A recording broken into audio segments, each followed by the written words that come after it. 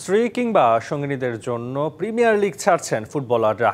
ইংল্যান্ডের তাদের সঙ্গিনীরা ঠিক মতো খাপ খাইয়ে নিতে পারেন না বললেই ক্লাব পরিবর্তনের দিকে বেশি ঝুঁকছেন ফুটবলাররা, এমন তথ্য উঠে আসে আইরিশ একটি সংবাদ মাধ্যমে। এমন পরিস্থিতিতে প্রিমিয়ার লিগের ক্লাবগুলো এখন বিশেষ কেয়ার টিম নিয়োগ দিচ্ছে।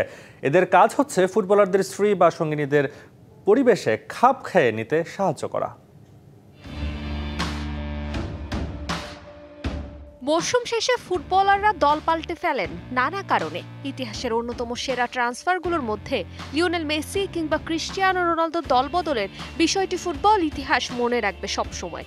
এর মাঝে বিশ্বকাপ জয়ী তারকা মেসির প্যারিস সেন্ট জার্মাই ছেড়ে MLS এর ক্লাব ইন্টার মায়ামিতে যোগ দেওয়ার বিষয়টি নাড়িয়ে দিয়েছিল ফুটবল বিশ্বকে। অনেকেই ভেবেছেন অর্থের ঝনঝনানিতে মায়ামিতে যোগ দিয়েছেন লিও। তবে দিন শেষে মেসি জানিয়েছেন পরিবারের কারণেই মেজর লিগ সকারে যোগ দিয়েছেন তিনি।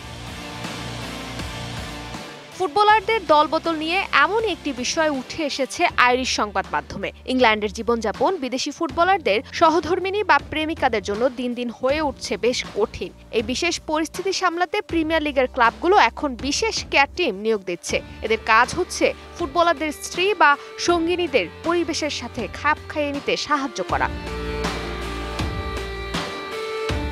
সংবাদ মাধ্যমের সহায়তায় দলটি জানিয়েছে, ফুটবলারদের সঙ্গীরা মানিয়ে নিতে পারছেন না যুক্তরাজ্যের সাথে। ফলে ফুটবলাররা অনেকেই ইংল্যান্ড ছেড়ে যেতে চাইছেন, যা ক্লাবগুলোর জন্য বড় ধরনের বিপর্যয় নিয়ে আসতে পারে ভবিষ্যতে।